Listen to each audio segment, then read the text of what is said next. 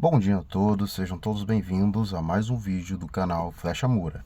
Antes de mais nada, curta, comente, compartilhe, clique no botãozinho Seja Membro se você desejar, para fazer parte do nosso clube dos canais, que é a nossa canoa da resistência. Também temos o nosso site compreprata.com, em que você pode utilizar o cupom Flecha Moura, que é a única forma de você ajudar o canal. E também, meus queridos, vocês têm o nosso Pix e o nosso e-mail que está aqui na descrição do vídeo. Se vocês quiserem utilizar, ajudar o canal de forma direta, sem passar pelos filtros do YouTube. E também mandar o seu e-mail para nos criticar, ou ajudar, mandar um livro. Tá? Faço uma convocação para vocês aqui, aqueles que têm livros sobre o Oriente Médio, que queiram se desfazer, que queiram doar para o canal. A gente tem uma necessidade, eu tenho uma necessidade aqui de ler pelo menos 1 ou 2 livros por semana a respeito do assunto, para não ficar enferrujado. Vamos para o assunto do vídeo. Ontem, as forças pró-Arábia Saudita invadiram a cidade do Aden e seus arredores, o que marcou o fim real da presença da capacidade dos Emirados Árabes Unidos de obter vantagem sobre o Iêmen. Então, vamos nos ater a uma situação.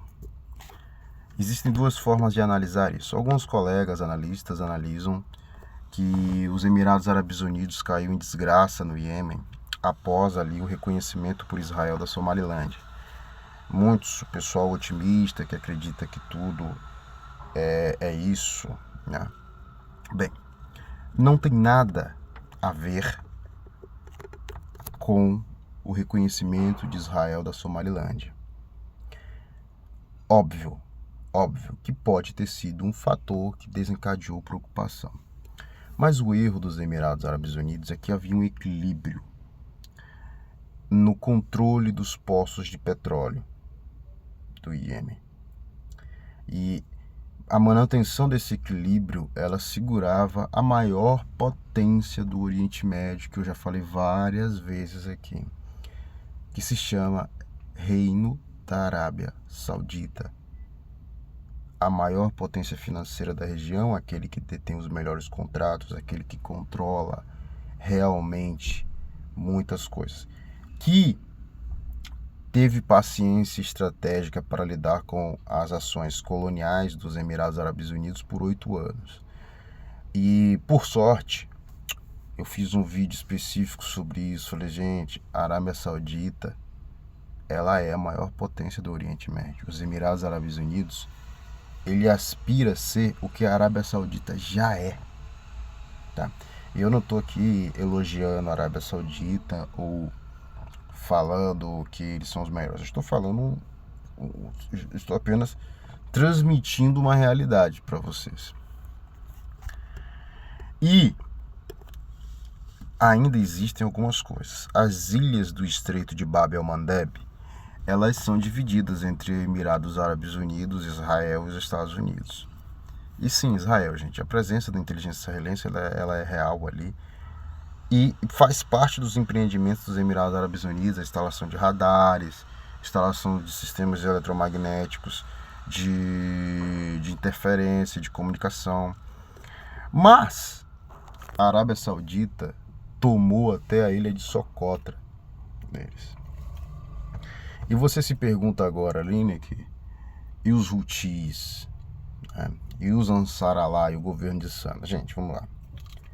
Para os Houthis, existe dois fatores. Primeiro, agora, existe só a Arábia Saudita e o governo internacionalmente reconhecido, inclusive reconhecido pela Rússia, que tem uma embaixada no Aden, né?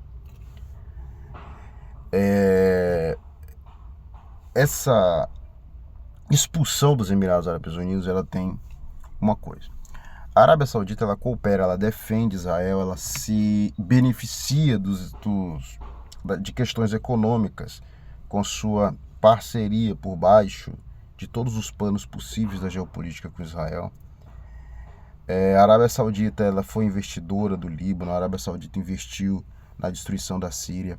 A Arábia Saudita fez vários investimentos. A Arábia Saudita, inclusive, é o país que criou a coalizão árabe que invadiu o Iêmen em 2015, coalizão essa que os Emirados Árabes Unidos participou. E os Emirados Árabes Unidos, em dado momento, foi obter as suas vantagens. Voltando aqui para um detalhe do vídeo, o que levou a Arábia Saudita a tomar uma atitude pesada? Não foi por Israel, não foi por Palestina, não foi por nada. Foi pelo controle da reserva de petróleo do Iêmen. Porque o que aconteceu? O Conselho de Transição do Sul, Iêmen do Sul Independente, que a independência não durou nem 4 dias, ele foi obter poços de petróleo. Toda a costa do Iêmen havia passado pela mão deles. Isso tirava da Arábia Saudita o controle do seu sul e o controle daquilo que a Arábia Saudita mais prioriza, que é o controle do petróleo. Tá? Porque o governo do Iêmen internacionalmente reconhecido é uma piada. O governo do Iêmen internacionalmente reconhecido, ele é uma marionete da Arábia Saudita. Então, a Arábia Saudita se viu destituída do controle do petróleo do Iêmen pelos Emirados Árabes Unidos. A Arábia Saudita se movimentou e em 8 dias nós tivemos aí os Emirados Árabes Unidos perdendo 8 anos de investimento. Tá.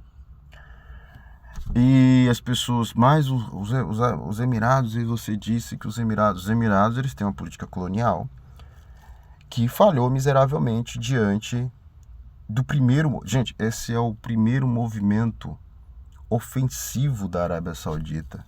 Olha o poder que esse país detém. Olha a capacidade desse país. 8 dias foi o suficiente para acabar com 8 anos de trabalho dos Emirados Árabes Unidos. Presidente do Iêmen do Sul fugindo. Delegação presa na Arábia Saudita. Tropas fugindo desesperadamente, tentando entrar na zona controlada pelos Houthis, oferecendo como pedágio equipamento. Então, o que aconteceu foi um movimento saudita, foi suficiente para acabar com eles. Um movimento da Arábia Saudita foi suficiente para varrer os Emirados Árabes do Iêmen continental. Ainda faltam várias ilhas. Só que aí entra uma coisa. Os otimistas dizem, mas agora os Ansarallah tem só a Arábia Saudita. Só a Arábia Saudita que expulsou os Emirados em 8 dias. Tá. Não houve choque entre os dois, tá? O proxy saudita derrotou o proxy emirati em 8 dias. Tá? Não houve choque entre essas duas potências. Só que agora existe um problema, né? Porque antes, com os Emirados lá, os Houthis eles iriam enfrentar... deixa eu ver aqui, tá dando horário já, né? Os Houthis iriam enfrentar os Emirados e Israel, porque os Emirados é um aliado importantíssimo do Estado israelense. Agora, os Houthis vão enfrentar apenas, né, num cenário hipotético de invasão, de tentativa de controle de um de outro, os Houthis vão enfrentar somente a Arábia Saudita, que é a maior potência daquela região. E a Somalilândia? Israel obteve tudo que quis, uma base próximo do Iêmen para poder atacar o governo dos Ansarallah, que é o único governo árabe do planeta. Não existe nenhum outro governo árabe do planeta que se insurgiu e enfrentou a invasão de Gaza. Então, o Israel teve tudo que quis, continua tendo aí a parceria com a Arábia Saudita, mesmo que por debaixo dos panos, obtendo diversos tipos de suprimentos, né, que precisava durante o bloqueio do Mar Vermelho. Né. E os Emirados perdeu tudo no Iêmen. Vamos acompanhar a situação de Puntland e da Somalilândia. Se a Arábia Saudita quiser expulsar os Emirados dali, expulsa. Só que nós temos um problema. A monarquia dos Emirados, ela não deve estar feliz com essa situação. Então, quem sofrerá? Sudão, Etiópia e Líbia. Muito olho no Sudão, na Etiópia e na Líbia.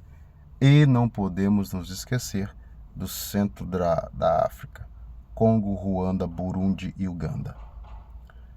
Devemos estar atentos a esses países. Não nos esquecendo também que o olho deve estar em todo esse emaranhado, essa teia que eu coloquei para vocês, também deve estar no governo do Quênia.